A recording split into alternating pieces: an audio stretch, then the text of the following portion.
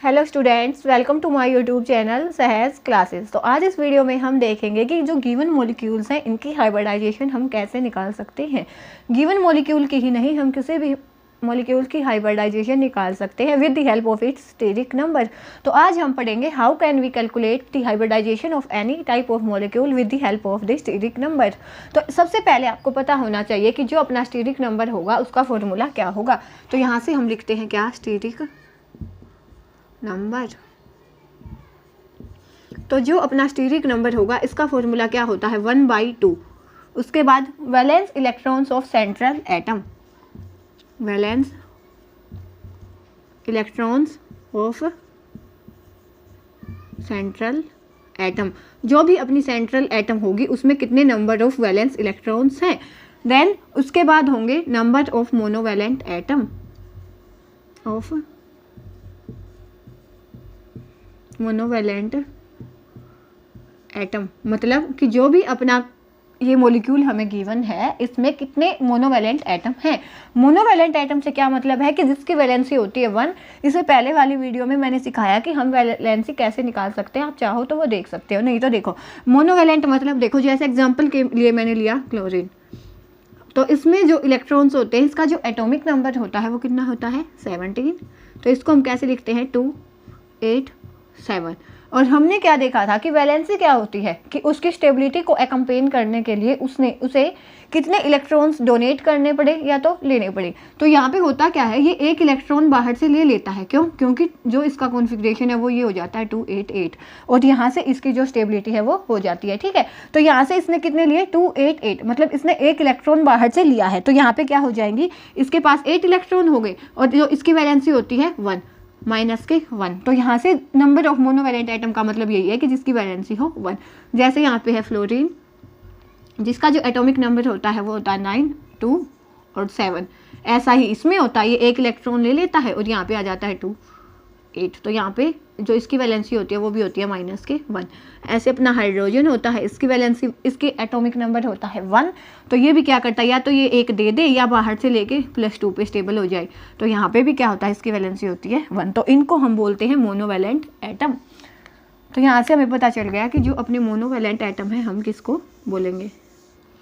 उसके बाद क्या होगा, अगर यहाँ पे अपने किसी भी कॉम्प्लेक्स पे, किसी भी मॉलिक्यूल पे यहाँ पे हो पॉजिटिव चार्ज, तो उसको हम सब्सट्रैक्ट करेंगे, और नेगेटिव चार्ज हो तो उसको ऐड करेंगे। तो यहाँ पे पॉजिटिव डाला तो यहाँ पे होगा नेगेटिव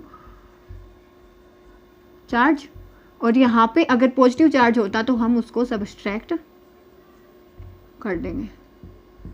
ठीक है, ये होता है अपना स्टेरिक नंबर का फॉर्मूला। अब हम देखेंगे कि जो स्टेरिक नंबर की हेल्प से हम हाइब्रिडाइजेशन कैसे निकालेंगे। मतलब स्टेरिक नंबर की तो यहाँ से कोई ना कोई वैल्यू हमें मिल जाएगी, लेकिन होता डिपेंड किस पे है कि कितने स्टेरिक नंबर पे उसकी हाइब्रिडाइजेशन कितनी होगी।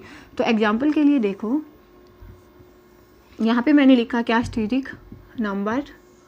अब यहाँ पे देखो, हाइब्रिडाइजेशन का मतलब क्या है कि उसमें ऑर्बिटल्स होंगे, वो तो एक से ज़्यादा ही होंगे, नहीं सिंगल ऑर्बिटल हाइब्रिडाइज्ड कैसे होगा। तो यहाँ पे देखो, जो स्टेरिक नंबर की वैल्यू होती है स्टार्ट 2 से, 2, 3, 4, 5 एंड देन 6। यहाँ पे हम लिखेंगे कि उसकी हाइब्रिडाइजेशन क्या होगी। देन इसकी इस हाइब्रिडाइजेशन से उसकी ज्योमेट्री क्या होगी। तो देखो, जब भी अपना स्टेरिक नंबर होगा 2, तो उसमें मतलब 2 ऑर्बिटल्स की आपस में ओवरलैपिंग हुई है, तो जो उसकी हाइब्रिडाइजेशन हो जाएगी वो हो जाएगी sp। अगर 3 है तो वो हो जाएगी sp2, अगर 4 है तो वो हो जाएगी sp3, और कई बार यहाँ पे हो जाती है dsp2। उसके बाद 5 है तो ये हो जाएगी अपनी sp3d, एंड देन 6 है तो sp3d2। यहाँ से आप ऑर्बिटल भी काउंट कर सकते हो, तो 1, 3, 4 एंड 5, ऐसे ही 3, 2, 5 एंड 1, 6। ठीक है, ये तो बात थी इतनी। अब यहाँ हाइब्रिडाइजेशन से हम इसकी ज्योमेट्री क्या होती है, जब भी अपनी हाइब्रिडाइजेशन होती है sp, तो वहाँ से उसकी ज्योमेट्री होती है लीनियर। देन sp2 होती है तो वो होती है ट्राइगोनल, प्लानर। थर्ड है sp3 होगा तो जो उसकी ज्योमेट्री होगी वो होगी टेट्राहेड्रल, और dsp2 होगा तो उसकी जो ज्योमेट्री होगी वो होगी स्क्वायर प्लानर। देन अपना sp3dt है तो इसके लिए क्या हो जाएगी, ट्राइगोनल बाई पिरामिडल TBP। उसके बाद 6 है तो इसके लिए हो जाएगी ऑक्टाहेड्रल। तो ये हमने क्या निकाला सिंपल कि कितने स्टीरिक नंबर पे कितनी इसकी हाइब्रिडाइजेशन हो जाएगी। अब यहाँ से हम निकालेंगे कि जो ये स्टीरिक नंबर है वो यहाँ पे हम 1 by 1 मॉलिक्यूल्स का निकालेंगे। तो सबसे पहले अपना है BCl3, तो BCl3, तो इसके लिए स्टीरिक नंबर हम निकालेंगे तो क्या है 1 by 2 इंटू में number of valence electron of central atom. इसमें जो अपनी सेंट्रल एटम है वो है बोरोन, तो यहाँ से हो जाएगा 2। बोरोन का जो एटॉमिक नंबर होता है वो होता है 5, तो यहाँ से हो जाएगा 2 and 3। तो जो इसका जो वैलेंस इलेक्ट्रॉन है, वैलेंस इलेक्ट्रॉन का मतलब होता है कि जो उसकी आउटर मोस्ट शेल होती है उसमें कितने नंबर ऑफ इलेक्ट्रॉन्स होते हैं। तो ये हो जाएंगे 3, प्लस में क्या है यहाँ पे नंबर ऑफ मोनोवैलेंट एटम। तो यहाँ पे देखो नंबर ऑफ मोनोवैलेंट एटम कितने हैं 3। Cl मैंने आपको दिखाया था कि कैसे मोनोवैलेंट एटम होता है, क्योंकि ये बाहर से एक इलेक्ट्रॉन एक्सेप्ट करता है तो इसकी वैलेंसी होती है 1, इसीलिए हम बोलते हैं इसको मोनोवैलेंट एटम। तो वो कितने हैं 3। उसके बाद जो अपना ये मॉलिक्यूल है इस पर ना पॉजिटिव चार्ज है ना नेगेटिव चार्ज है, तो ये दोनों यहाँ पे नहीं आएंगे। तो ये हो जाएगा 6 by 2 = 3। तो यहाँ से इसका जो स्टीरिक नंबर आया है 3, तो 3 के सामने जो हाइब्रिडाइजेशन होगी वो क्या है sp2। तो जो इसकी हाइब्रिडाइजेशन होगी वो क्या हो जाएगी sp2 हो जाएगी। उसके बाद इसकी ज्योमेट्री लिखना चाहें तो वो हो जाएगी ट्राइगोनल प्लानर। कैसे कि एक ट्राइगोनल सी बनेगी और तीनों क्या होंगे प्लेन में होंगे, ऐसे कि एक ट्राइगोनल बनी है और तीनों होंगे एक प्लेन में। तो जो ये अपना फर्स्ट वाला मॉलिक्यूल है ये हो गया अपना यहाँ पे BCl3।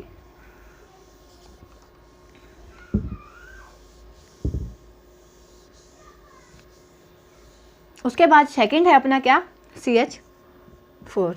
ऐसे ही इसमें निकालेंगे जैसे हमने फर्स्ट में निकाला था 1 by 2। उसके बाद है valence electron of central metal atom. तो जो कार्बन होती है इसका एटॉमिक नंबर होता है 6, तो इसमें हम कैसे लिखेंगे 2 and 4। तो इसमें जो नंबर ऑफ वैलेंस इलेक्ट्रॉन कितने हो जाएंगे 4, तो यहाँ से हम लिखेंगे 4 प्लस में नंबर ऑफ मोनोवैलेंट एटम कि वो एटम्स जिनकी वैलेंसी 1 होती है वो एटम इसमें कितने होंगे। तो यहाँ से देखो हाइड्रोजन है 4, तो यहाँ पे आ जाएगा 4। हाइड्रोजन की वैलेंसी होती है 1, तो इसीलिए इसको हम बोलते हैं मोनोवैलेंट एटम। तो ये हो जाएगा यहाँ से 8 by 2, तो कैंसिल होके आएगा 4। तो जब भी अपना स्टीरिक नंबर 4 होता है तो जो इसकी हाइब्रिडाइजेशन हो जाएगी वो क्या होगी sp3, एंड देन इसकी जो ज्योमेट्री होगी वो क्या हो जाएगी टेट्राहेड्रल। ये भी हो चुका अपना। अब चलते हैं हमने SF6 पे। कैसे 1 by 2 इंटू में number of valence electron of central metal atom. तो इसमें जो सेंट्रल एटम है वो है सल्फर जिसका एटॉमिक नंबर होता है 16। तो कैसे लिखेंगे हम 2 8 एंड देन 6।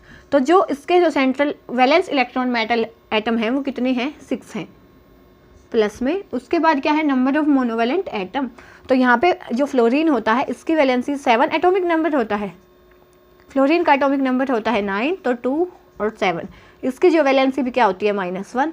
तो यहाँ पे कितने हैं मोनोवैलेंट एटम्स SF6, मतलब 6 मोनोवैलेंट एटम है। उसके बाद ना इस पर कोई नेगेटिव चार्ज है ना कोई पॉजिटिव है, तो इतना ही हो जाएगा। ये हो जाएगा 12 by 2,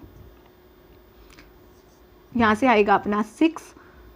तो इसकी जो ज्योमेट्री होगी वो क्या हो जाएगी 6 के लिए क्या आती है इसकी हाइब्रिडाइजेशन sp3d2, और जो ज्योमेट्री होगी वो हो जाएगी ऑक्टाहेड्रल। कैसे होती है SFF कि 4 तो एक प्लेन में होता है, एक अबव एक नीचे। कैसे कि ये अपना हाथ है, ये तो अपने प्लेन में होंगे, एक इसके ऊपर होगा एक इसके नीचे होगा। ऐसे ही आप इसकी बना के देखना चाहो तो कैसे होगी कि 2 हाइड्रोजन तो अपनी इन प्लेन होती है, एक हमें अपनी साइड आते हुए दिखती है, एक बैक वाले साइड में होती है। ये होती है अपनी टेट्राहेड्रल। तो अपना ये भी हो चुका। अब आते हैं किस पे PCl5 पे।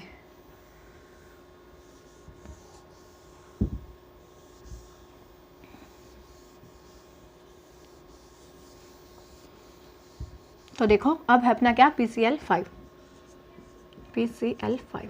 तो इसमें भी क्या होगा 1 by 2 valence electron of central atom. तो यहाँ पे फॉस्फोर्स है, फॉस्फोर्स का एटॉमिक नंबर होता है 15, तो क्या हो जाएगा 2 8 एंड 5। तो इसके जो वैलेंस इलेक्ट्रॉन है कितने हो गए 5, तो यहाँ से आएगा 5 प्लस में नंबर ऑफ मोनोवेलेंट एटम, यहाँ पे मोनोवेलेंट एटम क्या है, क्लोरीन है, और इसके नंबर कितने हैं 5, तो 5 प्लस में पॉजिटिव नेगेटिव चार्ज यहाँ पे कुछ नहीं है तो यहाँ पे हमने लिखने की नीड नहीं है, तो ये हो जाएगा 10/2 5। तो जो 5 स्टीरिक नंबर होता है, जो इसकी हाइब्रिडाइजेशन क्या होती है sp3d, और जो इसकी ज्योमेट्री हो जाएगी वो क्या हो जाएगी, ट्राइगोनल बाई पिरामिडल, मतलब भी एक ट्राइगोनल मिलेगी हमें, और बाई पिरामिडल का मतलब है एक पिरामिड ऊपर एक पिरामिड नीचे, तो ये हो जाएगा अपना ट्राइगोनल बाई पिरामिडल। उसके बाद क्या है अपना BeCl2, तो 1/2। उसके बाद क्या है, number of valence electron of central metal atom, तो सेंट्रल मेटल एटम इसमें क्या है, बेरिलियम, जिसका एटॉमिक नंबर होता है 4, तो इस पर हम क्या लिखते हैं 2 and 2, तो इसकी जो वैलेंस इलेक्ट्रॉन हो जाएंगे कितने 2।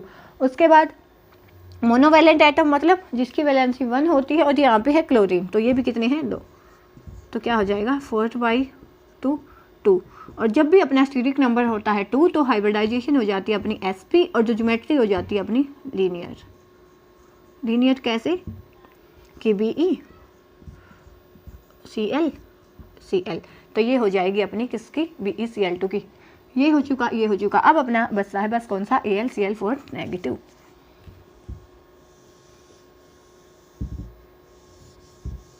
देखो इसमें नेगेटिव चार्ज आया तो आपको यहाँ से ये भी समझ आ जाएगा, यहाँ पे AlCl4 नेगेटिव, तो यहाँ पे जब हम AlCl4 नेगेटिव की देखेंगे तो क्या होगा 1/2 valence electron of central metal atom.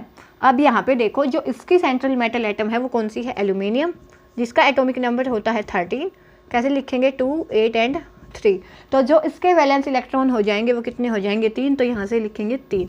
उसके बाद number of monovalent atoms which is equal to 4, यहाँ पे 4 क्लोरीन। उसके बाद क्या था, अगर नेगेटिव चार्ज है तो वहाँ पे हमें ऐड करना, यहाँ पे 1 नेगेटिव है तो प्लस में 1 पॉजिटिव यहाँ पे नहीं है, तो ये हो जाएगा 8/2 इज इक्वल टू 4। तो इसकी जो हाइब्रिडाइजेशन होगी वो sp3, और जो इसकी ज्योमेट्री होगी वो हो जाएगी टेट्राहेड्रल। तो यहाँ पे जो ये गिवन कॉम्प्लेक्सेस थे, इनके जो गिवन मॉलिक्यूल्स थे, इनके जो हाइब्रिडाइजेशन हमने कैलकुलेट की है। ऐसे ही आप किसी भी टाइप के जो मॉलिक्यूल है उनकी हाइब्रिडाइजेशन निकाल सकते हैं। किसी भी मॉलिक्यूल की हाइब्रिडाइजेशन निकालने में आपको डाउट आए तो आप कमेंट सेक्शन में बता सकते हैं, मैं आपका उसको सॉल्यूशन अवेलेबल करवा दूंगी। तो नेक्स्ट वीडियो में मिलेंगे नेक्स्ट टॉपिक के साथ, तब तक के लिए धन्यवाद। Thanks for watching my video.